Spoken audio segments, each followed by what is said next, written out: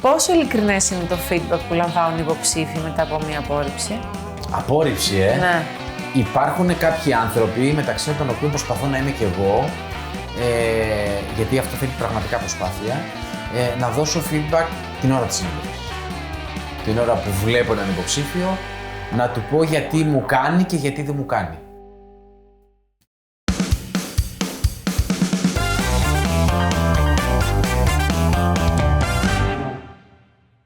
Καλησπέρα, καλώς ήρθατε. Σε ένα ακόμα, το πέμπτο. Πέμπτο! Με πόσους? 100 plus subscribers. Στο YouTube. Μείνε κοντά μας. Θα μάθεις πολλά. Πάρα πολύ ωραία. Πρέπει να ανεβάσουμε λίγο το Spotify. Παιδιά, να ανεβάσουμε το Spotify. Έχεις ανεβάσει το YouTube και έχεις αφήσει το Spotify. Δεν έχω ασχοληθεί καθόλου με τέτοια είναι. Ωραία. Δεν ξέρω κιόλας. Και εμείς μαθαίνουμε. Κωνσταντίνα μου, τι κάνεις? Είμαι καλά, εσύ? Πάρα πολύ ωραία. Τι έχουμε σήμερα? Θα κάνουμε εισαγωγή για να καταλάβει και ο κόσμος όσοι δεν είδαν το επεισόδιο ή δεν μας παρακολουθούν στο LinkedIn. Παιδιά, δείτε να τα πάνε να το επεισόδια. δούνε. Λοιπόν, θέλαμε να δώσουμε πάλι λίγο έτσι χώρο και την ευκαιρία σε αυτούς που μας βλέπουν και έχουν απορίες να κάνουν κάποιες ερωτήσεις. Σωστά. Οπότε τους ζητήσαμε να μας ρωτήσουν και εμείς είμαστε σήμερα εδώ για να απαντήσουμε. Παντάμε σε ερωτήσεις. Η αλήθεια είναι ότι μας έστειλαν πολλοί. Ευχαριστούμε πάρα πολύ. Ισχύει, ευχαριστούμε. Οπότε μπήκαμε στη διαδικασία να διαλέξουμε, γιατί κάποιες ήταν οι ίδιες, ήταν παρόμοιες κτλ. Οπότε είπαμε ότι να μαζέψουμε τις 10 επικρατέστερες. Πάρα πολύ ωραία. Κάπου εδώ να πω ότι ο Φώτης δεν ξέρει τις ερωτήσεις. Σωστό. Οπότε θα είναι έτσι αρκετά ρο το content σήμερα. Λοιπόν, Όπως βγαίνει κατευθείαν. ξεκινάμε την πρώτη ερώτηση. Μάλιστα. Ποια είναι τα πιο συχνά red flags που σας κάνουν να απορρίπτετε έναν υποψήφιο, ακόμα και αν έχει καλό βιογραφικό? Άρα υποψήφιο που έχουμε δει, έτσι. Ναι. Φαντάζομαι. Πολύ ωραία. Για μένα είναι το εγώ. Τι εννοείς? Εγώ έχω κάνει αυτό, εγώ έχω κάνει εκείνο, εγώ βρήκα αυτή την κατάσταση που ήταν πολύ χάλια, εγώ την έφτιαξα, εγώ την παρέδωσα εκεί. Ναι, αλλά γι' αυτό δεν έρχεται. Για να σου πει τι έχει κάνει. Εντάξει, να το πει χωρίς εγώ. Να το πει με ταπεινότητα, με ηρεμία. Δεν χρειάζεται να δείχνει πάρα πολύ εγώ. Πίσω από το εγώ κρύβονται, είναι μια άμυνα, ξέρεις, είναι ένα τρόπος να κρύψεις την ανασφάλειά σου και να κρύψεις τα λάθη σου. Για μένα. Άρα το πολύ εγώ τα έχω κάνει όλα, εγώ είμαι φανταστικός, εγώ είμαι ο καλύτερος, εγώ βρήκα ένα χάλι εκεί και το φτιάξα και τώρα το έχω παραδώσει στον επόμενο και είναι τέλειο. Εγώ έφυγα, εγώ δεν είχα κανένα πρόβλημα, ποτέ εγώ δεν απολύθηκα, όλα αυτά τα εγώ. Εμένα μου χτυπάνε πολύ μπαμ. Okay. Έτσι. Και προφανώς μου χτυπάνε πάρα πολύ και τα ψεματάκια. Ναι, ψεματάκια. Ψεματάκια, πράγματα τα οποία τη μία το είπα έτσι, την άλλη το είπα λίγο αλλιώς. Δεν είμαι καθαρή σε αυτό που λέω. Το καταλαβαίνεις εύκολα. Το καταλαβαίνεις πανεύκολα. Να πούμε εδώ ότι πολλοί από τους ανθρώπους που ασχολούνται με το recruitment έχουν εκπαιδευτεί στο να κάνουν με διαφορετικούς τρόπους τις ίδιες ερωτήσεις. Οπότε είναι πάρα πολύ εύκολο κάποιος, αν δεν είναι καθαρός στην τοποθέτησή του, να τοποθετηθεί τη μία έτσι, την άλλη έτσι και την άλλη τελείως διαφορετικά. Οπότε αυτό κάνει πάρα πολύ μπαμ. Επίσης να πούμε ότι εμείς λόγω της δουλειάς μας κάνουμε πάρα πολλά interviews και σε ανθρώπους οι οποίοι πιθανότατα να ήταν και ο προκάτοχος της θέσης που έχεις. Σωστό. Και ο επόμενος από τη στιγμή που έφυγες από τη θέση που είχες. Οπότε αν αρχίσει και ο άλλος να λέει ότι εγώ δεν βρήκα τίποτα εκεί που έφυγε ο άλλος ή οτιδήποτε τέτοιο, τα ψέματα φαίνονται. Ναι, εντάξει. Δηλαδή αν από μια εταιρεία δεις 10 ανθρώπους και έρθει ο ένας και σου τα πει τελείως διαφορετικά, εντάξει, κάτι δεν πάει καλά. Εσένα, Κωνσταντίνα μου, αλήθεια, τι σε ενοχλεί? Νομίζω ότι είναι πάλι συμπεριφορικό. Δηλαδή ταιριάζει, δηλαδή είμαστε κοντά στον τρόπο που το σκεφτόμαστε και το προσεγγίζουμε. Έχει να κάνει και πολύ με το σεβασμό. Το πώς θα σου απαντήσει και ο άλλος. Δηλαδή, το κάνω μια τηλεφωνική επικοινωνία πρώτα για να ορίσουμε ένα ραντεβού και δεν μπορούμε να τα βρούμε. Το παίρνεις πιο ολιστικά και καλά κάνεις, γιατί και εκεί έχει πράγματα. Δηλαδή, συγγνώμη τώρα που σου κόβω, αλλά και εμένα είμαι αρνητικά προδιαθετημένος με κάποιον ο οποίος στο τηλέφωνο ήταν πάλι δύσκολο να τον βρεις. Ή αγενής. Αγενής. Εσείς ποιος είστε, είπαμε? Ναι. Ναι, έχω στείλει βιογραφικό εκεί. Έλα ρε φίλε. Ναι. Λίγο... υπάρχουν τρόποι. Δεν διατηρούν όλοι ένα Excel που έχουν στείλει βιογραφικά και οτιδήποτε. Ή και πάρα πολλές φορές που εμείς παίρνουμε τους ανθρώπους τηλέφωνο. Έτσι. Ακόμα και εκεί ο τρόπος τον οποίο αντιμετωπίζει ο υποψήφιος εμάς και τις εταιρείες και τα ωράρια και το οτιδήποτε είναι red flag. Κάτι δείχνει. Ναι. Βέβαια να πούμε από την άλλη ότι υπάρχουν πάρα πολλές εταιρείες που είναι και αυτές απόλυτες. Ναι. Θέλω την Παρασκευή 11.30 ώρα.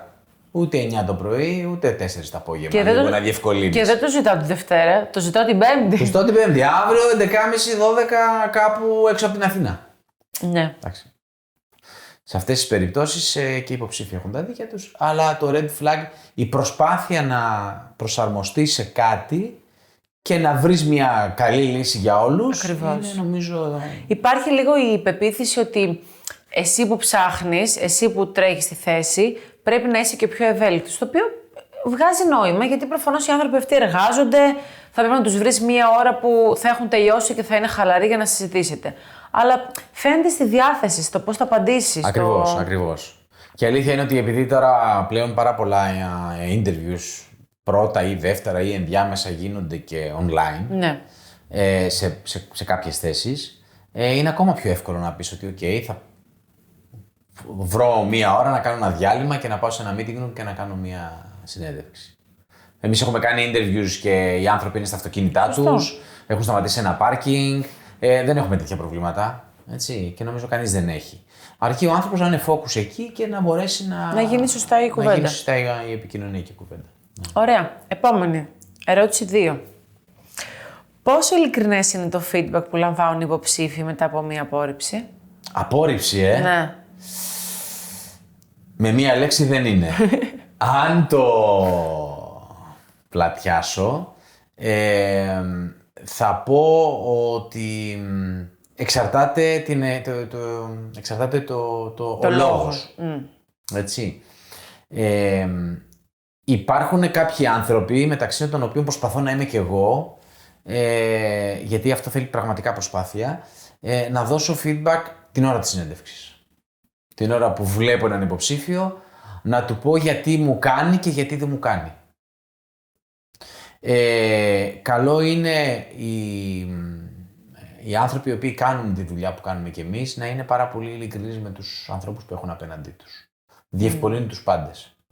Άρα, γιατί δεν θα πάω στο επόμενο βήμα ή γιατί πιστεύω ότι είσαι καλός για τη θέση αυτή και τι πρέπει να βελτιώσεις. Πράγματα τα οποία, αν ο υποψήφιος είναι αρκετά όριμος, μπορεί και ο ίδιος να τα έχει διαπιστώσει και ο ίδιος να τα έχει πει και σε μια συνέντευξη. Το οποίο είναι το ιδανικό. Έτσι. Αν οι λόγοι απόρριψης δεν λέγονται. Αν οι λόγοι απόρριψης δεν λέγονται, ακούμε διάφορα και εμείς για να τα μεταφέρουμε στους υποψηφίους, αλλά γιατί και εμείς ζητάμε ένα feedback από τους πελάτες μας πάντα και κατά τη διάρκεια και στο κλείσιμο και όταν έχουμε να αποδεσμεύσουμε υποψηφίους και. Το οποίο ακούμε, τα πιο κλασικά, το overqualified, γιατί στην ουσία είναι 55 και δεν τον θέλω, ή είναι μάνα με νέο παιδί και οτιδήποτε, ή είναι φρεσκοπαντρεμένη και μάλλον θα κάνει παιδιά, οπότε δεν τη θέλω. Το overqualified ή οτιδήποτε δεν είναι εκτός budget. Νομίζω ότι θα κάνει ένα μεγάλο step back για να έρθει σε εμάς. Και θα βαρεθεί. Και θα βαρεθεί. Πάρα πολύ ωραίο. Και δεν ξέρω αν θα το γεμίσει η θέση. Ναι. Και για εμάς είναι πολύ πιο απλοϊκό από το βάθος που έχει δει. Που σε κάποιες περιπτώσεις είναι πραγματικότητα, έτσι, αλλά σε αρκετές περιπτώσεις είναι και ωραίες δικαιολογίες για να πάμε στο παρακάτω. Εγώ νομίζω ότι θα ήταν πάρα πολύ υγιές και για τις δύο πλευρές να ρωτήσουν ένα επιπλέον γιατί και τι ακριβώς εννοείς και θα ήθελα να καταλάβω. Έτσι, σαν υποψήφιος. Οι υποψήφοι το κυνηγάνε το feedback, εγώ πιστεύω πλέον. Όχι δηλαδή όλοι. υπάρχει αυτή η συζήτηση, είναι ένα hot θέμα. Ναι, όχι όλοι, γιατί νομίζω ότι υπάρχουν πάρα πολλοί άνθρωποι που έχουν ακούσει πολλές φορές όλα αυτά τα πράγματα και λένε: OK, πάμε παρακάτω. Ή και κάποιοι που δεν δέχονται απλά Τα έχουμε ακούσει, τα έχουμε δει. Ναι, OK, πάμε παρακάτω. Γιατί το είσαι overqualified, κάποιος ο οποίος είναι στα 55 του και ψάχνει το επόμενό του βήμα, σίγουρα το έχει ακούσει κάποιες φορές στη ζωή του. Οπότε νομίζω ότι υπάρχει μεγάλη μερίδα ανθρώπων που προσπαθεί να κάνει καλά αυτό το πράγμα και να δώσει ειλικρινές feedback. Υπάρχουν κάποιοι οι οποίοι λένε αερολογίες και υπάρχουν κάποιοι οι οποίοι λένε πράγματα τα οποία δεν ευσταθούν, τα λένε για να τα πούνε, για να πάνε παρακάτω. Φαίνεται, πάντα, σε κάθε περίπτωση. Ναι. Εντάξει, νομίζω οι άνθρωποι οι οποίοι είναι όριμοι, είναι επαγγελματίες, ξέρουν, έχουν την συναίσθηση και θέλουν να βοηθήσουν πραγματικά, θα δώσουν ένα πραγματικό, καθαρό, αληθινές feedback στον άνθρωπο. Ωραία. Επόμενη, ερώτηση 3. Ερώτηση 3. Θα κάνουμε μια διόρθωση εδώ, γιατί λέει ανάμεσα στα χιλιάδες βιογραφικά που λαμβάνει ένας recruiter. Μακάρι να τα χιλιάδες, πραγματικά. Σε κούτες νουνού τα βάζουμε. Θα ήταν πιο εύκολη, νομίζω, και η δική μας δουλειά. Που λαμβάνει ένας recruiter στην αγορά εργασίας σήμερα. Τι κάνει έναν υποψήφιο να ξεχωρίζει? Τι ψάχνουν πραγματικά οι recruiters πέρα από τα τυπικά προσόντα? Πολύ ωραία. Να πούμε εδώ ότι δεν λαμβάνουμε χιλιάδες βιογραφικά. Κανείς δεν λαμβάνει χιλιάδες βιογραφικά. Έτσι. Και μάλιστα από τα βιογραφικά που λαμβάνεις, σε ένα πάρα πολύ μεγάλο ποσοστό, τουλάχιστον το 80% είναι άλλα ντάλα. Δεν κάνουν, ναι, δεν ταιριάζουν. Είδα φως και μπήκα. Οπότε πολύ μεγάλη προσοχή σε αυτό. Στέλνουμε βιογραφικό εκεί που κάνουμε ένα πάρα πολύ καλό fit. Εντάξει, εδώ ανήκει μια δεύτερη συζήτηση όμως που αν μπορεί θέλω να να είναι αλλάξω καριέρα, ναι. θα πρέπει να γράψω ένα κειμενάκι πάρα πολύ ωραίο. Ή μου το πεις, γιατί θα... Πολύ ωραία. είναι επόμενη ερώτηση. Τώρα, στην ερώτηση που κάνεις, να πούμε και το εξής, το οποίο είναι ατάκα. Τι εννοώ ατάκα? Βλέπουμε skills, κάνουμε sourcing βάσει skills, προσλαμβάνουμε βάσει προσωπικότητας. Σωστό. Αυτή είναι η πραγματικότητα και αυτό πρέπει όλοι οι επαγγελματίες του χώρου να κάνουν. Μπορεί μια προσωπικότητα που σου κάνει να αναπτύξει τα skills που θέλεις. Εντάξει, υπάρχουν περιπτώσεις που χρειάζονται όμως. Εντάξει, εννοείται προφανώς. Άμα ψάχνω νοσοκόμο, δεν μπορώ να προσλάβω κάποιον ο οποίος είναι καλό παιδί. Θέλω και το τεχνικό κομμάτι της δουλειάς. Άρα αυτό που ξεχωρίζει στο κομμάτι βιογραφικού είναι ένα καθαρό βιογραφικό, με σωστή χρονολογική σειρά, με όχι πολλά μπλα μπλα, ένα βιογραφικό σύντομο, 2 σελίδες, max, με καθαρή γραμματοσυρά, χωρίς πολλά σχεδιάκια, χωρίς πολλά εφέ, χωρίς πολύ εγώ μέσα στο βιογραφικό. Είναι πάρα πολύ εύκολο να βάλεις το εγώ σου μέσα σε ένα βιογραφικό. Ναι. Έτσι. Με όλα εκείνα τα σημεία τα οποία πρέπει να δω εγώ για να κάνω το match με τη θέση. Αυτό είναι το ειστήριο σου να σε δω και να σε φωνάξω. Ναι. Και μετά στο κομμάτι της συνέντευξης είναι όλα αυτά τα οποία είπαμε και λίγο πριν. Να είσαι ειλικρινής, να έχεις σεβασμό απέναντι στον άλλον που έχεις, να κάνεις μια καθαρή συζήτηση, να αφήσεις το εγώ έξω από την πόρτα και να έχεις αυτό που σου αναλογεί. Ωραία. Λοιπόν, ερώτηση νούμερο 4. Γιατί οι μισθοί στην Ελλάδα παραμένουν χαμηλότεροι σε σχέση με τις υπόλοιπες χώρες Ευρωπαϊκής Ένωσης? Υπάρχουν πλέον ανταγωνιστικές ευκαιρίες στην Ελλάδα? Ναι. Οι μισθοί παραμένουν χαμηλοί γιατί γενικότερα το κομμάτι της οικονομίας είναι χαμηλό. Όλα αυτά πηγαίνουν βάσει ενός ευρύτερου κόστους διαβίωσης. Ναι, σχεδόν. Άμα έπαιρνες το μισθό της Ελλάδας στο Λονδίνο, δεν θα μπορούσες να ζήσεις ούτε να νοικιάσεις σπίτι ούτε τίποτα. Στη Γαλλία και στη Γερμανία το ίδιο.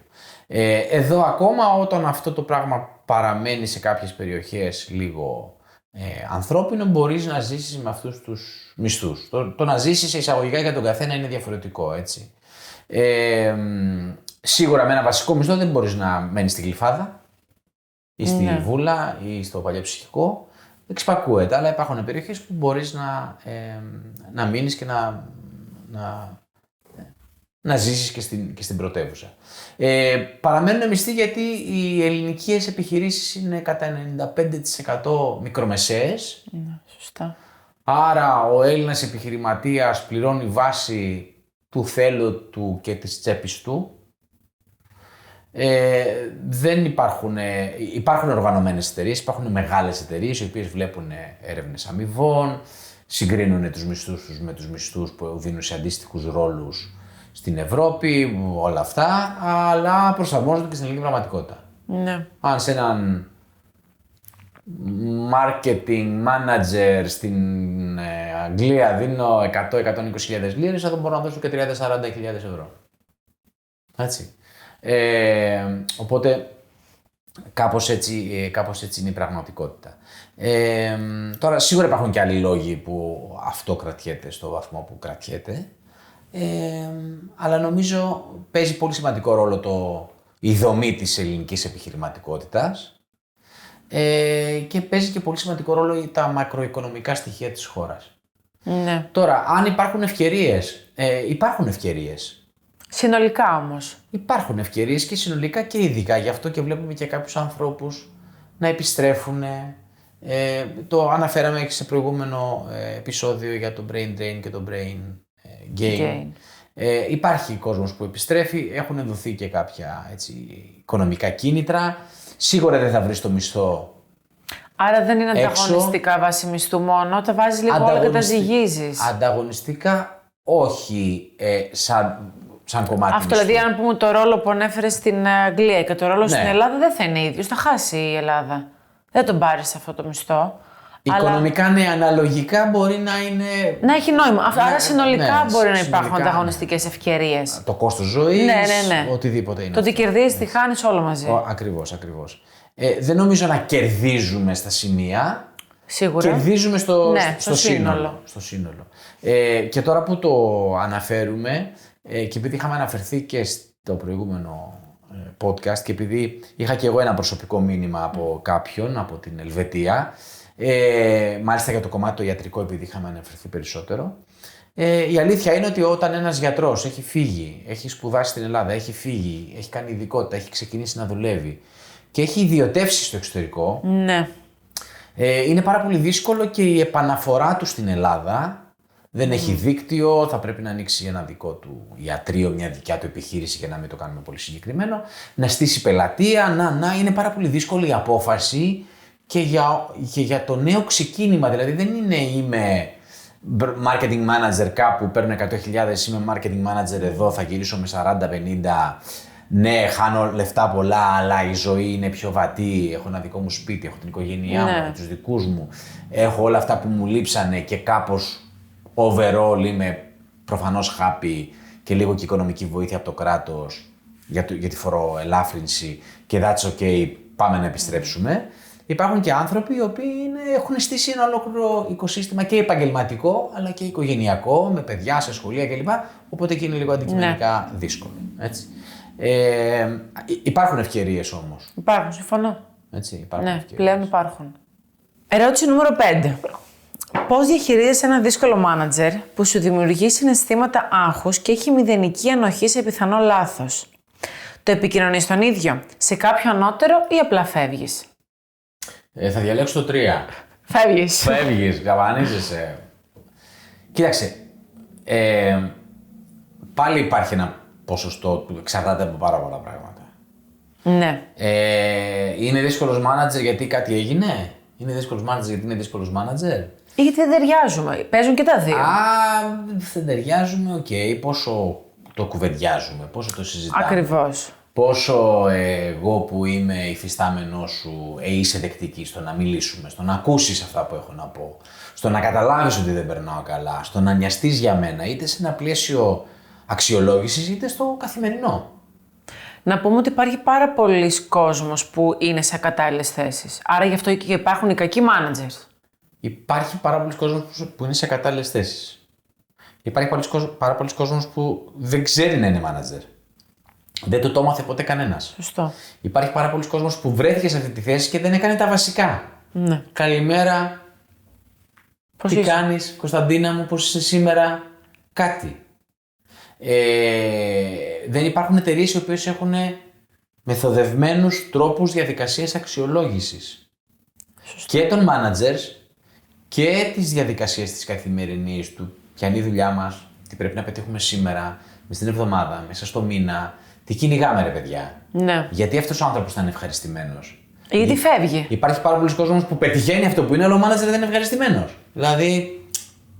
Υπάρχει και το άλλο όμως, ότι υπάρχει ένας manager ο οποίος συνέχεια αλλάζει η ομάδα και δεν πάμε να δούμε γιατί φεύγει ο κόσμος. Εκεί φταίει η εταιρεία που δεν έχει ένα σύστημα να αξιολογήσει αυτή την κατάσταση. Το turnover του συγκεκριμένου τμήματος, το turnover του συγκεκριμένου manager, τα exit interviews τα οποία δεν γίνονται σωστά και αυτό το feedback δεν πάει πουθενά. Σωστό. Έτσι. Γιατί και αυτός ο άνθρωπος, αν το δούμε τελείως θετικά και ωραία η ζωή, ο ήλιος βγαίνει για όλους και πεταλουδίτσες, πάρα πολύ ωραία, κάποιο πρόβλημα έχει και δεν είναι αυτός ο άνθρωπος που θα έπρεπε να είναι. Ναι. Μπορεί να το λύσει. Με όποιο τρόπο, να το λύσει. Μπορεί να θέλει και αυτός να το λύσει. Άρα γιατί επιλέγεις το φεύγεις και όχι το επικοινωνείς? Φεύγεις γιατί εγώ σε ένα πολύ μεγάλο βαθμό πιστεύω ότι δεν αλλάζουν τα πράγματα έτσι μαγικά. Οκ. Και ότι υπάρχει λογική του μένω και επιμένω και μιλάω και πάω και προς τα πάνω και πάω αριστερά και πάω και δεξιά. Υπάρχει πολύ μεγάλος κίνδυνος όλο αυτό, αν δεν έχεις αποφασίσει να φύγεις. Να γυρίσει. Μπορεί να αποφασίσεις ότι εγώ θα τα κάνω όλα εδώ λίμπα και θα φύγω. Ναι. Να τα κάνω λίμπα για τους επόμενους. Να τα κάνω λίμπα για την ιστορία. Να πάω επάνω, αριστερά, δεξιά, να τα πω σε όλους. Καλό είναι να ακολουθήσει μια ιεραρχία. Στάπα, Κωνσταντίνα μου. Ναι. Πέταξε σαετό. Τα πάω στον επόμενο. Τα πάω και στον παραεπόμενο, τα πάω και στο Θεό τον ίδιο και στον ιδιοκτήτη. Και τα λέω. Αλλά είμαι αποφασισμένος ότι σε αυτό το πράγμα δεν θα μείνω μετά από αυτή την κατάσταση. Μα δεν θα μπορέσει και να μείνεις. Γιατί θα μείνεις εσύ, έτσι. θα μείνει ή θα φύγει ο μάνατζερ. Ναι. Βρέα να φύγει ο μάνατζερ πάλι καλά. Ναι, αυτό αν μείνει. Αν μείνει. Οκ. Και αν είναι ο ανιψιός του αφεντικού. Και αν είναι η βαφτισιμιά του. Καλά, μπορεί να φτάσει και στο αφεντικό το ίδιο που είπες και εσύ και να μην αλλάξει τίποτα. Τίποτα. Την επόμενη μέρα να είμαστε όλοι καλά αγαπημένοι. Και εσύ απλά να φύγεις. Ναι, και εσύ θα είσαι καλά αγαπημένη γιατί θα φύγεις. Ναι. Γιατί αυτό δεν θα αλλάξει. Και για κάποιους μπορεί να είναι OK και να προσαρμοστούν και να μπαίνει από το ένα αυτή και το άλλο και να ζουν ευτυχισμένοι και να είναι στο σπίτι τους και πραγματικά να μην έχουν ένα σφίξιμο στο στομάχι. Για κάποιους δεν είναι. Ναι. Αλλά θέλει και πάρα πολύ μεγάλη προσοχή εκεί, έτσι, γιατί για αυτούς που θεωρητικά δεν είναι, πόσο λειτουργεί αυτό το πράγμα. Φαινομενικά λες πάρα πολύ ωραία, δεν με ενδιαφέρει, μια χαρά περνάω, αλλά άμα τρώγεσαι μέσα σου και κάτι δεν σου αρέσει. Ναι, δεν μπορεί. Ναι. Έτσι, πρέπει να είναι πάρα πολύ συνειδητό ότι, δεν με ενδιαφέρει, κάνω τη δουλειά μου. Όχι, μπορεί να σε ενδιαφέρει, απλά να πεις ότι τα πάω καλά για να είμαι καλά. Αυτό από μέσα σου όμως δουλεύει. Σίγουρα σε τρώει. Η απάντηση είναι ότι εγώ θα έφευγα. Μπράβο. Το καπελάκι μου και γεια σας. Ξέρω τις αξίες μου, ξέρω τι μπορώ, έχω αυτοπεποίθηση, πάω παρακάτω. Ευκαιρίες υπάρχουν πάρα πολλές. Καλό θα κάνεις και σε αυτούς και σε σένα κυρίως. Ναι, σωστό. Γιατί για αυτούς δεν σε ενδιαφέρει κιόλας, αλλά για σένα θα κάνεις καλό. Σωστό. Ωραία. Λοιπόν, αλλαγή καριέρας μετά τα 30. Μετά τα 30. Ναι. Okay. Ποια βήματα πρέπει να ακολουθήσει κάποιος για να νιώσει μεγαλύτερη ασφάλεια, πώς εξηγείς στον εργασιακό περιβάλλον την ανάγκη για κάτι νέο και πώς πείθεις πως αξίζει την ευκαιρία. Φαντάζομαι ότι εννοεί. Μετά τα 30. Ναι. Μετά τα 30 θα αλλάξει καριέρα, ναι. Αλλάξει τελείως αντικείμενο. Ναι. Αλλάξει αντικείμενο, ναι, Δεν λέμε να αλλάξει εταιρεία. Λέμε ότι κάνεις marketing και θες να πας να γίνεις. Ναι, εντάξει. Λογιστής. Καταρχάς, το να αλλάξεις καριέρα στη ζωή σου έτσι όπως μετεξελίσσονται τα πράγματα και αλλάζουν είναι απόλυτα βέβαιο. Και μία, ενδεχομένως και δύο και τρεις φορές. Εντάξει, δεν είναι τόσο εύκολο. Δεν είναι εύκολο. Μην πεις να πας στο marketing ή το ανάποδο. Αυτό μπορεί να γίνει πολύ εύκολα και ομαλά. Όχι απόλυτα, αλλά ναι, γίνεται γιατί είναι εμπορικό κομμάτι. Ναι, έφυγα από ταιριάζει. Πήγα στο trade, πήγα στις πωλήσεις, αλλά επειδή αλλάζουν πάρα πολύ τα επαγγέλματα. Ναι. Έτσι, αλλάζουν πάρα πολύ. Δηλαδή τα επαγγέλματα της επόμενης δεκαετίας μπορεί να μην έχουν δημιουργηθεί, ας πούμε. Είναι πάρα πολύ λογικό ότι μπορεί σε 10 χρόνια εσύ και εγώ να κάνουμε κάτι διαφορετικό. Ακόμα και μετά τα 30 ή και μετά τα 40 ή μετά και για τον οποιοδήποτε πια αυτή είναι η ηλικία, καλό είναι να κάνει ένα βάθος μέσα του, μια βουτιά και να λέει αυτό που κάνω μου αρέσει. Αν δεν μου αρέσει, τι θα μου άρεσε να κάνω. Δύσκολο. Δύσκολο νομίζω μια ζωή έχουμε και επειδή η δουλειά μας τρώει τουλάχιστον το 1/3, 100%, μπορεί το 1/2 της ημέρας μας και της ζωής μας κατ' επέκταση, αξίζει τον κόπο αυτός ο προβληματισμός. Και ας αλλάξουμε καριέρα. Άρα πώς το εξηγείς έναν εργασιακό περιβάλλον και πώς το πείθεις ότι αξίζεις? Κοίταξε, θα πείσεις κάποιον ο οποίος θέλει να πιστεί. Κάποιος ο οποίος είναι ανοιχτός. Να το δει. Έτσι, κάποιος ο οποίος είναι ανοιχτός. Γιατί αν δεν είναι ανοιχτός και ψάχνει ο πελάτης σου Κωνσταντίνα τον προϊστάμενο λογιστηρίου τελεία. Ναι. Δεν θέλω κάποιον ο οποίος έχει κάνει λίγο finance και είναι finance business partner και δεν αυτό και δεν εκείνο και τον θέλω. Δεν θα το δει. Δεν θα πάρει ποτέ και θα έπρεπε για μένα ο ξενοδοχειακός χώρος στην διαχείριση της ρεσεψιόν έναν υπεύθυνο καταστήματος από μια άλλη επιχείρηση. Αυτό έχει νόημα. Τώρα έχει νόημα για μένα και για σένα, μπορεί και κάποιον να μην έχει, όντως. Έχει, αλλά νομίζω ότι σε ένα τεράστιο ποσοστό, αν στείλεις έναν Έλληνα ξενοδόχο ένα βιογραφικό από έναν retail manager, θα σου πει what's this. Ναι. Έτσι. Άρα πρέπει οι εταιρείες λίγο να ανοίξουν. Πρέπει οι άνθρωποι να ανοίξουν. Οι εταιρείες είναι άνθρωποι. Αν αλλάξουν οι άνθρωποι, αν ανοίξουν οι άνθρωποι, θα ανοίξει και αυτό. Οπότε θα είναι πολύ πιο δεκτικό. Είμαστε λίγο κονσέρβα. Εντάξει, σε κάποια, όπως είπαν και προηγουμένως, επαγγέλματα είναι λογικό γιατί χρειάζονται κάποια τεχνικά skills. Νομίζω όμως ότι μιλάμε για ένα πάρα πολύ μικρό ποσοστό αυτή τη στιγμή. Τι εννοείς? Πάρα πολύ μικρό ποσοστό στις οργανωμένες επιχειρήσεις που είναι ανοιχτοί στο να δουν κάτι. Ναι. Ισχύει. Το να έχω μια trivial δουλειά και από εκεί που εσύ ήσουν ένα νοσοκόμος και θέλει να γίνει σερβιτόρος, γίνε. Λέω ένα απλό παράδειγμα. Ή εγώ που είμαι recruiter τα βράδια να κάνω delivery, κάνε. Δεν θα μου πει κάποιος όχι. Αλλά δεν είναι θέσεις, είναι θέσεις οι οποίες θα μπουν και θα βγουν για κάποια ανάγκη. Όχι ότι θα χτίσω πάνω σε αυτό. Δηλαδή, ακόμα και εγώ, αν έστελνα το βιογραφικό μου μετά από 30 χρόνια, 27 χρόνια στο recruitment, για διευθυντής καταστήματος θα μου λέγανε όχι. Δεν κάνεις. Εντάξει, και για άλλους λόγους φαντάζομαι, όχι μόνο για τις γνώσεις, αλλά ναι.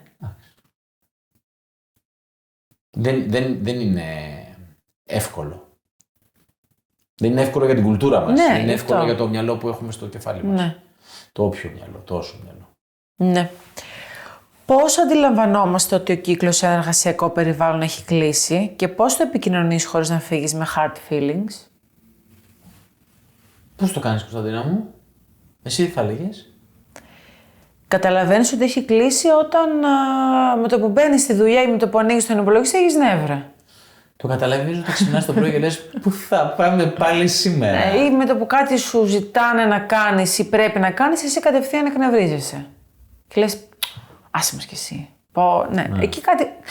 Κοίταξε, μπορεί και να μην έχει κλείσει απόλυτα και αυτό το συνδέσω με την ερώτηση με το manager. Δηλαδή, εγώ καλά, πιστεύω μπορεί να έχει κλείσει λόγω συμπεριφοράς, λόγω ανθρώπων, όχι λόγω δουλειάς αντικειμένου. Ναι, ή μπορεί να έχει κλείσει και λόγω ρόλου, να έχεις κουραστεί από αυτό. Ναι, και βάσει της προηγούμενης ερώτησης, πάλι μπορεί, τεράστια πιθανότητα, πάλι και απέναντι τον ίδιο ρόλο να κάνει. Ναι, αυτό. Αλλά είναι διαφορετικό να έχει κλείσει ο ρόλος. Συνήθως δεν κλείνει ο ρόλος μέσα μου.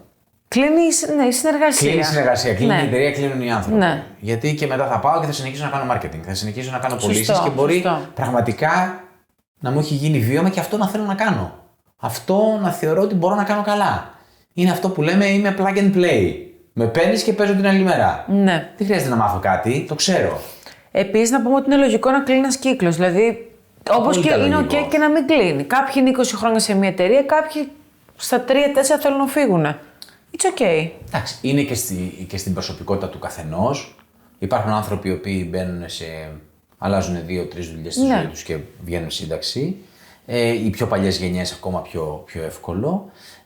Υπάρχουν άνθρωποι οι οποίοι εγώ ξεκίνησα να ασχολούμαι με αυτό το πράγμα πριν 27 χρόνια και με αυτό το αντικείμενο θα ολοκληρώσω κατά πάσα πιθανότητα την καριέρα μου. Δεν θα γίνω ξαφνικά υπεύθυνος καταστήματος. Θα συνεχίσω να κάνω recruitment. Άρα σαν αντικείμενο θα είναι ok. Αυτό που θα με κάνει να φύγω από κάτι είναι η περιραίωσα ατμόσφαιρα. Ναι, το περιβάλλον. Το περιβάλλον. Οι managers, η παρέα που δεν μου αρέσει, το αντικείμενο, η εταιρεία που έχει άλλες βλέψεις, όλα αυτά τα πράγματα. Ναι. Άρα νομίζω πολύ δύσκολο ο ρόλος μου να έχει κλείσει. Όχι, και η ερώτηση δεν είναι πάνω σε αυτό. Ναι. Υπάρχει πιθανότητα, βαρέθηκα να κάνω αυτό το πράγμα. Ναι. Κάνω κάτι άλλο. Κάνω μόνο recruitment και θέλω να μπω και σε άλλα κομμάτια HR. Okay. Σωστό. Αλλά διευρύνω το ρόλο μου. Είμαι μέσα στον χώρο του recruitment. Είμαι μέσα στον εμπορικό χώρο. Έτσι.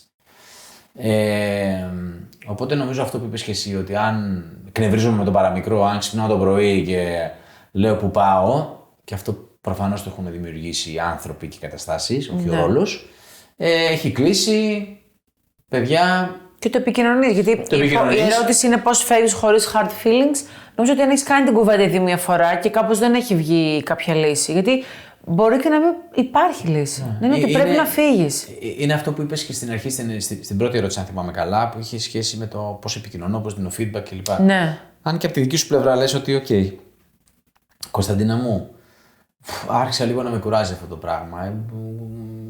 Καλύτερα να μείνουμε φίλοι, τα παρακάναμε, τα παραείπαμε, αυτά κλπ.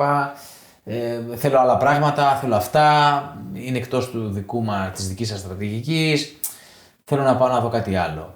Έλα να τα συζητήσουμε, έλα να τα πούμε σε πόσο καιρό, σε 1 μήνα, 2 μήνες, 3 μήνες. Δεν θα φύγω με hard feeling, γιατί αν το πω θα φύγει και το βάζω από μέσα μου και κάπου θα είναι καλύτερο την επόμενη μέρα.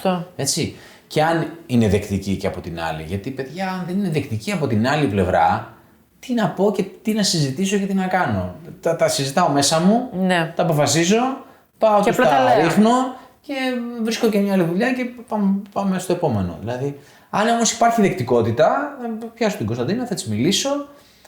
Αυτή με ηρεμία να βρει τον αντικαταστάτη της θέσης, να δει τι θα κάνει, να δώσω και χρόνο. Και αν όλα αυτά τα πράγματα γίνουν με μια ηρεμία και με μια ωριμότητα και με ένα σεβασμό, γιατί να υπάρχουν hard feelings. Δεν βλέπω το λόγο. Όχι. Εντάξει. Χιλόπιτα θα φάει η Κωνσταντίνα, μα της πω φεύγω. Και μια χιλόπιτα δεν, όπως έχουμε πει και σε άλλο podcast. Δεν είναι χιλόπιτα παραμένει. Εντάξει, νομίζω ότι τα hard feelings είναι μπορούμε να μιλήσουμε για πάντα φίλοι. Και για τις δύο πλευρές. Δηλαδή, φαντάζομαι ότι ο άνθρωπος που κάνει την ερώτηση το λέει και για τον εαυτό του. Γιατί το να αποφασίσει ότι κλείνει και ένας κύκλος μπορεί κάποιες φορές να μην είναι ευχάριστο. Σωστά. Και για κάποιους ανθρώπους είναι δύσκολο το όχι. Και η αλλαγή. Είναι δύσκολο να ρίξουν χιλόπιτες. Ναι. Υπάρχει πάρα πολλοί κόσμος ο οποίος δεν συγκρούεται, υπομένει δεν μπορεί να πράγματα γιατί δεν μπορεί να μιλήσει. Σωστά. Και πραγματικά αυτός είναι ένας τρόπος, ότι σιγά σιγά να αρχίσεις να μιλάς, σιγά σιγά να αρχίσεις να λες τα θέλω σου. Σωστό. Τι σε πειράζει, τι σε ενοχλεί. Εκεί μπορείς να βρεις και τον τρόπο και το θάρρος και τη στιγμή που να πεις ότι ξέρεις τι, για μένα αυτό το πράγμα έκλεισε. Ναι. Έλα να δούμε το επόμενο και για μένα και για τη θέση και για σένα και για όλους μας και να είμαστε αγαπημένοι. Να χωρίσουμε και να μείνουμε φίλοι για πάντα. Δεν λειτουργεί, αλλά δεν πειράζει. Έχει συμβεί. Εννοείται. Βέβαια. Λοιπόν, ερώτηση νούμερο 8. Το τρέχουμε. Ναι, είναι μεγάλη. Μεγάλη, ναι. Λοιπόν, τελικά στην αγορά εργασίας στην Ελλάδα του σήμερα, τι ισχύει? Όριο ηλικίας για πρόσληψη συγκεκριμένους τελέχους ή ικανότητα να κάνει τη δουλειά? Θα μείνω εδώ γιατί έχει και δεύτερο ερώτημα, μην τον μπερδέψουμε. Θα έπρεπε να κάνει τη δουλειά, αλλά είναι το ανάποδο. Ηλικία. Ηλικία το έχουμε πει και σε άλλο podcast, ναι. Ηλικία, άρα ο άνθρωπος αυτός δεν μας βλέπει. Ναι, φίλο, είναι φρεσκοπαντρεμένη, έχει παιδί, είναι μεγάλος ηλικία, είναι overqualified, είναι ό,τι θέλεις πες του. Άρα ισχύει ακόμα αυτό, για να απαντήσουμε στην ερώτηση. Ισχύει. Υπάρχει. Αυτό που οφείλουμε, πιστεύω, όλοι να κάνουμε, γιατί προφανώς κάνουμε τα podcast και για τον κόσμο που έχει ρωτήσει, αλλά και για όλους εμάς, τους συναδέλφους, για να γινόμαστε λίγο καλύτεροι. Το feedback που δίνουμε εμείς στους πελάτες μας, ή προσπαθούμε πολύ, είναι ότι θα σας δούμε τους κατάλληλους ανθρώπους που θα έχουν τα χαρακτηριστικά που απαιτεί ο ρόλος. Να βγει η δουλειά. Ένας 30 μπορεί να είναι κουρασμένο παλικάρι και κορίτσι, ένας 55 να είναι φρεσκότατος. Να πετάει. Να καταπίνει σπαθιά, όπως λες και εσύ. Εσύ τι θα διάλεγες? Για τη δική σου επιχείρηση. Για το δικό σου τμήμα. Νομίζω ότι θα διάλεγα αυτόν που θα ερχόταν να τα συζητήσουμε και θα τα βρίσκαμε. Χωρίς να αφορά ηλικία, χωρίς να αφορά φίλο, χωρίς να αφορά οτιδήποτε. Τα έχουμε ξαναπεί, δεν έχει νόημα να πούμε σε λεπτομέρειες, αλλά αυτό απαντάει πολύ και στην πρώτη ερώτηση που είχαμε πει με το πώς αξιολογούμε και τι μας κερδίζει. Φώναξε τον, άκουσε τον, κάνε μια κουβέντα, γιατί μπορεί μέσα από την κουβέντα να σου ταιριάζει τόσο άνθρωπος. Σωστά. Και τελικά να πεις ήταν 50, αλλά αυτός τελικά μου κάνει. Λοιπόν, και η επόμενη ερώτηση που συνεχίζει είναι: επίσης, οι όποιες εφαρμογές ή αλγόριθμοι μπορούν πραγματικά να αντικαταστήσουν τα ανθρώπινα αισθητήρια και εμπειρίες για να αποφασιστεί μια πρόσληψη? Όχι. Δεν μπορούν. Γιατί μπαίνει μέσα το κομμάτι της αντίληψης. Μπαίνει μέσα το κομμάτι το ανθρώπινο, μπαίνει μέσα το κομμάτι της ενσυναίσθησης, μπαίνει μέσα το κομμάτι του κοιτάω έναν άνθρωπο στα μάτια και καταλαβαίνω τι θέλει, τι λένε τα μάτια του. Αρχικά να πούμε ότι το οποιοδήποτε AI, αλγόριθμος, ATS, whatever, μπορεί να σου κάνει ένα καλό match βάσει του πώς το έχεις μπριφάρει. Άρα έχει πολύ νόημα, γιατί συζητάμε πολύ για το AI, αλλά δεν έχουμε πει το πιο σημαντικό, θεωρώ εγώ, ότι για να το χρησιμοποιούμε πρέπει να μάθουμε και το πώς να το χρησιμοποιούμε σωστά. Θεωρώ ότι υπάρχει κόσμος που το χρησιμοποιεί και μπορεί και εγώ να είμαι μέσα σε αυτόν τον κόσμο που κάνει μια χρήση η οποία τελικά δεν του φέρνει και το αποτέλεσμα ποτέ. Τον βοηθάει, αλλά δεν κάνει τη σωστή χρήση. Ναι. Κοίταξε, επειδή όλα αυτά τα συστήματα στέλνουν το βιογραφικό μου, κάπως θα ψάχνουν σε μια αναζήτηση, σε μια βάση δεδομένων ή είναι sites τα οποία έχουν προφίλ μέσα και οτιδήποτε, είναι λίγο μέσα σε ένα πλαίσιο ότι μπορεί να αδικήσουν κάποιους. Προφανώς. Έτσι. Πόσο μάλλον το AI μπορεί να είναι και αυτό ένα τέτοιο εργαλείο. Σίγουρα κάποια στιγμή όλοι θα αδικηθούμε από αυτά τα πράγματα. Έτσι. Και σίγουρα ένας άνθρωπος ο οποίος λαμβάνει κάποιες εκατοντάδες βιογραφικά, αναγκαστικά μπορεί να χρησιμοποιήσει ένα τέτοιο μηχανισμό για να του βρει τα 20-30 επικρατέστερα. Είναι λίγο αναγκαίο κακό όλο αυτό σε αυτές τις περιπτώσεις. Κάποιος ο οποίος όμως ψάχνει προσωπικότητα και δεν ψάχνει ένα βιογραφικό να κάνει match και τελειώσαμε, νομίζω είναι ο recruiter ο οποίος θα κάνει και τη διαφορά. Σωστό. Έτσι. Θέλει περισσότερο χρόνο. Δεν θέλει να δω τα 10-20 πρώτα βιογραφικά που ήρθαν, να διαλέξω τα 5 τα οποία κάνουν καλύτερο match και να τα δω και να τα απλά κάνω forward. Συμβαίνει πάρα πολύ και μέσα στις εταιρείες και από επαγγελματίες recruiters. Θέλει πάρα πολύ ψάξιμο. Δεν είναι ότι έχω 15-20 βιογραφικά ανθρώπους και αυτούς στέλνω πάντα. Ή ετοίμασα κάτι και αυτό θα στείλω. Αυτό θέλει κι άλλο ψάξιμο και μετά κι άλλο ψάξιμο και μετά κι άλλο ψάξιμο. Και πρέπει να μιλήσει με κόσμο. Θέλει πολύ σκάψιμο. Το οποίο δεν είναι διατεθειμένοι όλοι γιατί κοστίζει, θέλει χρόνο, είναι μπελάς και πάρα πολλές φορές από αυτά τα 2-3-5 πρώτα που στέλνεις και ο άλλος είναι και ευχαριστημένος. Γιατί μπορεί και να είναι όντως. Απλά για να το κλείσουμε, θα βοηθήσουν, βοηθάνε, το κάνουν ούτως ή άλλως συμβαίνει αυτό. Αλγόριθμοι, συστήματα, εφαρμογές. Την τελική απόφαση δεν μπορούν να την πάρουν. Ή μπορούν, αλλά μπορεί να μην είναι σωστή. Θα πρέπει μέσα να μπει το κομμάτι, όπως είπες, της συναίσθησης, της επικοινωνίας, του να σε ακούσω, του να σηκώσεις ένα τηλέφωνο, να πάρεις κάποιες συστάσεις, να δεις τον άνθρωπο, να τον ακούσεις, να δεις πώς θα σου συμπεριφερθεί στο τηλέφωνο, πόσο δεκτικός είναι να το κάνει, να έρθει από κοντά, να το κάνει online, να το κάνει την ώρα που του βολεύει ή την ώρα που εξυπηρετεί όλους, να μην το κάνει αργά το απόγευμα, να μην το κάνει νωρίς το πρωί. Όλα αυτά παίζουν πάρα πολύ σημαντικό ρόλο για να δεις ότι εγώ με αυτόν τον άνθρωπο μπορώ να επικοινωνήσω. Σωστό. Επικοινωνώ. Αν δεν μπορώ εγώ να επικοινωνήσω μαζί του και έχω δυσκολευτεί να επικοινωνήσω πριν καν τον δω, πώς θα επικοινωνούμε καθημερινά. Ναι.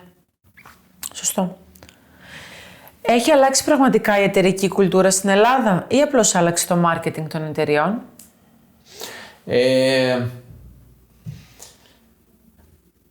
κουλτούρα δεν αλλάζει εύκολα. Το budget άλλαξε με τα βραβεία που πληρώνουν. Αυτό που σωστά είχαμε πει και με τον Τάσο του Τζουμάνη που είχαμε κάνει την πρώτη συνέντευξη με τους HR directors, είναι ότι καλό είναι και υπάρχουν. Και είχα συμφωνήσει πάρα πολύ με αυτό που είχε πει ο Τάσος. Γιατί κάτι γίνεται. Κάποιος κάτι προσπαθεί να κάνει. Και όλα αυτά τα πράγματα, είτε λέγεται βραβείο, είτε λέγεται employer of choice, είτε λέγεται οτιδήποτε κάνει γύρω από το employer branding, προφανώς το κάνει και κάτι λειτουργεί από πίσω. Έτσι. Κάτι προσπαθεί να κάνει. Ας το δούμε από τη θετική του πλευρά. Πάντα. Ας το δούμε από τη θετική του πλευρά. Κάτι προσπαθεί να κάνει. Γιατί αν απλά αγόρασε ένα βραβείο και το βάλει στο ράφι και το κάνει αυτό φεϊβολάν, ότι είμαστε... Συμβαίνει όμως. Εγώ θα μείνω στο γεγονός ότι όσοι μπαίνουν σε αυτές τις διαδικασίες να μετρηθούν με το προσωπικό τους, να μετρηθούν με άλλους και μπαίνουν σε μια διαδικασία να προσπαθήσουν κάτι, κρύβει μια προσπάθεια. Έτσι, οπότε ας μείνουμε στο θετικό κομμάτι του ότι κρύβει μια προσπάθεια. Αυτό προφανώς δεν αλλάζει κουλτούρα. Ναι. Το ότι πήρα πέρσι ένα βραβείο ή πριν 5 χρόνια είμαι employer of choice δεν σημαίνει ότι σήμερα είμαι.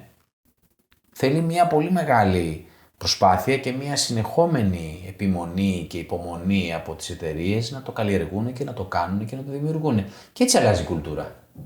Σωστό. Έτσι. Τώρα, προφανώς το 95% των εταιρεών που είναι μικρομεσαίες ελληνικές, Κωνσταντίνα, εσύ τι πιστεύεις?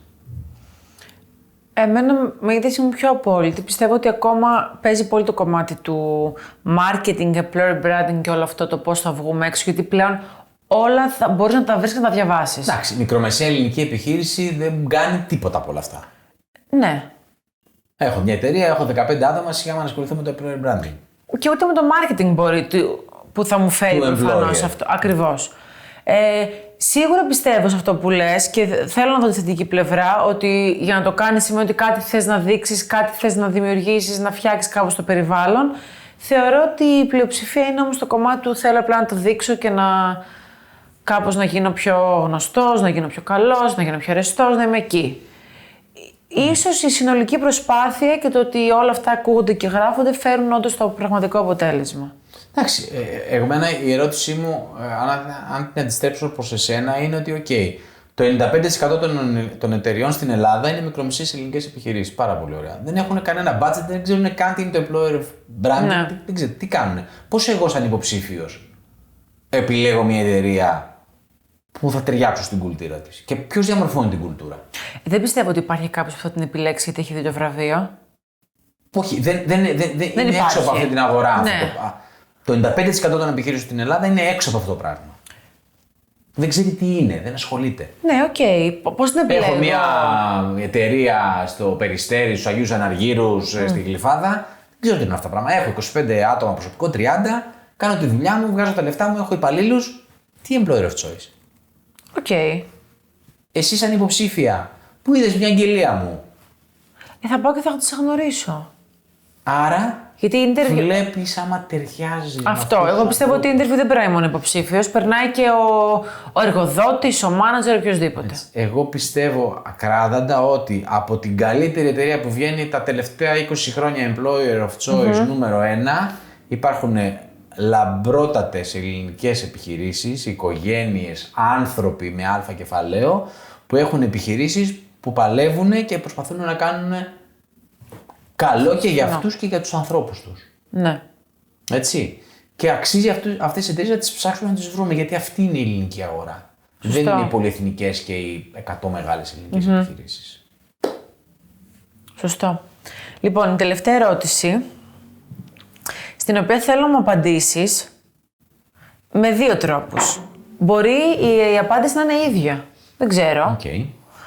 Λοιπόν, αν αύριο έπρεπε να ξεκινήσει καριέρα το 0 στην Ελλάδα, ποιο κλάδο θα διάλεγες και γιατί? Θέλω να μου το απαντήσεις σαν τον Φώτη, τον απλό ταπεινό recruiter που βλέπει την αγορά, τι μπορώ να έχω τώρα και τι θα διάλεγες, που θα είχε νόημα για σένα και την εξέλιξή σου.